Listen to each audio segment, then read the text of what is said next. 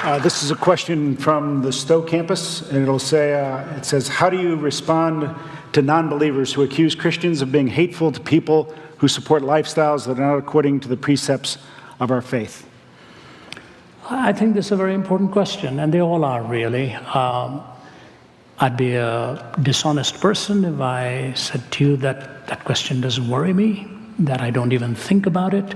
In fact, we as a team, our entire team, people like Nabil Qureshi, Michael Ramsden, Oz Guinness, Amy Ori Ewing, our entire speakers team have often sat around a table and said, how do we deal with this very trying social issue of our time?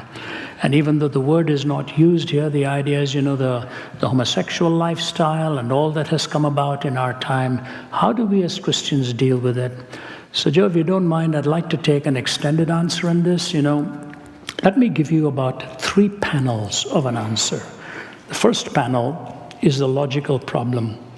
The second panel is what I call the theological problem. And the third panel is what I would call the relational problem, how you communicate it. So let me take, first of all, the sociological issue here. What is the problem now? We talk about tolerance. So when I was at one of the prestigious universities, somebody went to the microphone and asked this question. And I said to the person, I will be glad to answer your question if you will first answer mine. What kind of a culture are we living in? You have to define it for me. I said, as far as I know, there are 3 cultures in relation to absolute.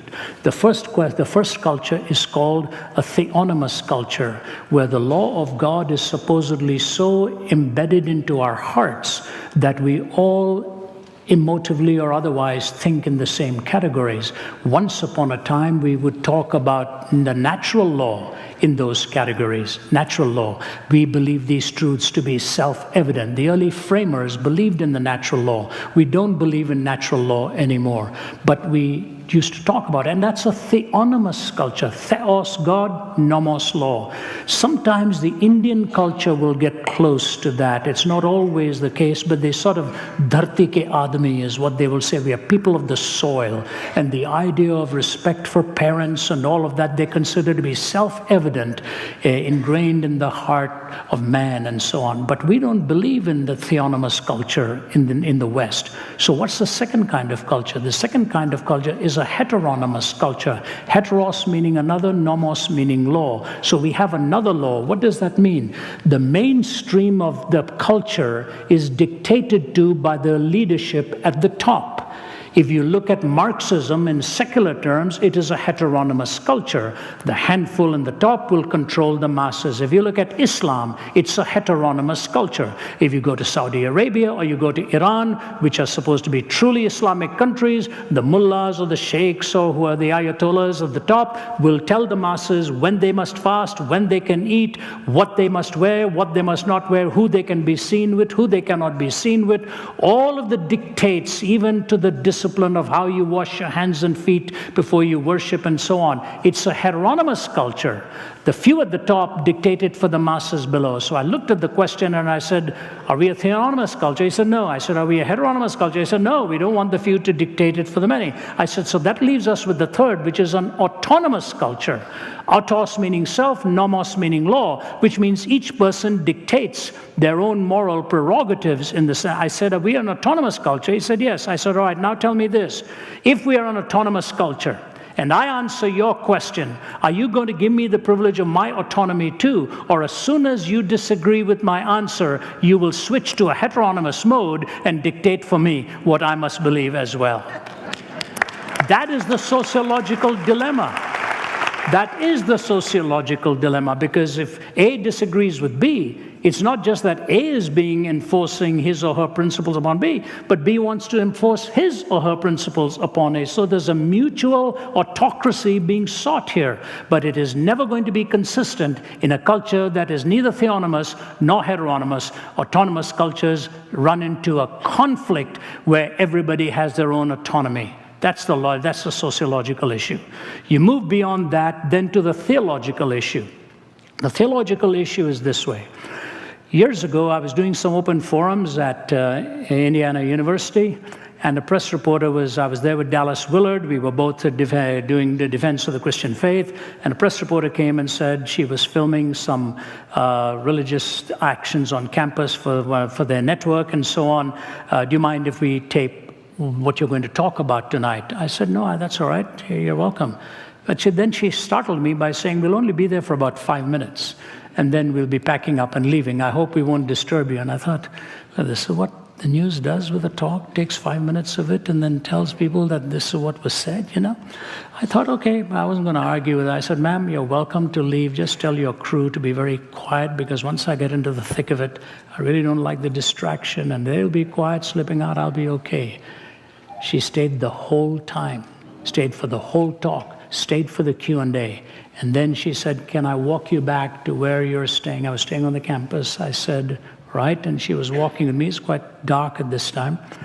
And she says, I have a question for you. I said, is this on the record or is this an off-the-record question?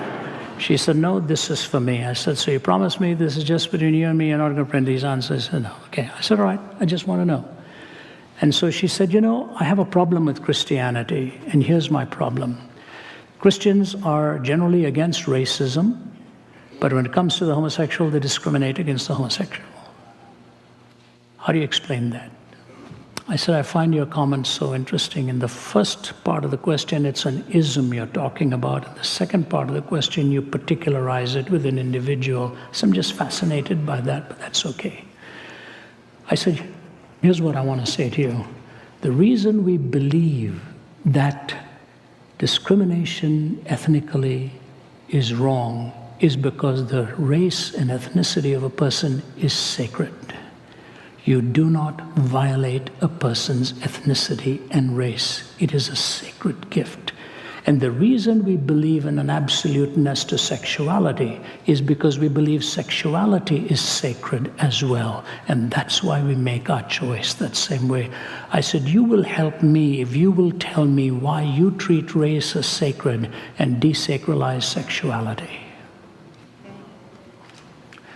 She was very quiet. She said, I've never thought of it in those terms. Here's what I want to say to you. Marriage, as God has given it to us, and if you take the whole corpus of the worldview, is the most sacred relationship into which you will enter. Because love is given one word in English, but there are 4 words in the Greek. Agape, eros, storge, and agape, phileo, storge, and eros. Agape is God's love. Phileo is friendship love or brotherly love. Storge is protective love or parental love. Eros is romantic love. I said, do you realize marriage is the only one that pulls these 4 together? Agape, phileo, storge, and eros. I said, and if you take agape out of that, eros is gone for whatever you want to do. Romantic love becomes redefined. And to us, the Bible gives the sacredness of marriage as Christ is to the church, the bridegroom and the bride. And in that sacredness and the beauty of a consummate relationship between a man and a woman, as it is shown in the singular commitment of the marital vow, I do and I will. When you say I do to the one, you say I don't to all of the others. And you say I will to one, you're saying I won't to all of the others. So any departure from that beauty and sacredness of the 4 confluences of love is a biblical notion of what it really means to be married. And to just take one behavior and make it look like it's aberrant is not right. All departures from that are not acceptable in the sight of God. The theological position is a consummate relationship between a man and a woman in the procreative act and in the sacredness and paying each other the ultimate compliment of taking each other at their word. So theologically, this is the way we see it. Sociologically, we've been put into a conundrum. So we come then in relationally, how do we deal with it? And here's the hard part. But you know what? And my wife will tell you this, others will tell you this who know me. I accept people with a love and a genuineness, regardless of what their view is on anything, if it's different to mine. I have learned to love humanity. I can put my arm around a person who has a different view on marriage or a different view on politics or whatever, and just say, God gives you the most sacred gift, the gift of the prerogative of choice, but God does not give you the privilege of determining a different outcome to what the choice will entail. The consequences are bound to the choice. And you go right back to the book of Genesis, and it tells you, you do what is right, will you not be accepted. But if you don't, sin stalks at the door, desires to have you. And so when I look at the sacredness of marriage, any change from it, from the biblical point of view, is a departure from the biblical mandate. But at the same time, the Bible commands us to love even those with whom we disagree. And our responsibility as the church is never to hate the individual. Our privilege is to love. And only God can change the heart of a person. And God is the ultimate judge. And in a pluralistic society, let us as Christians be both light and salt and learn to love one another. And let God be the judge over all of us. He is the one who is pure in his judgments. We can make errors. Those are the three panels I want to leave with you.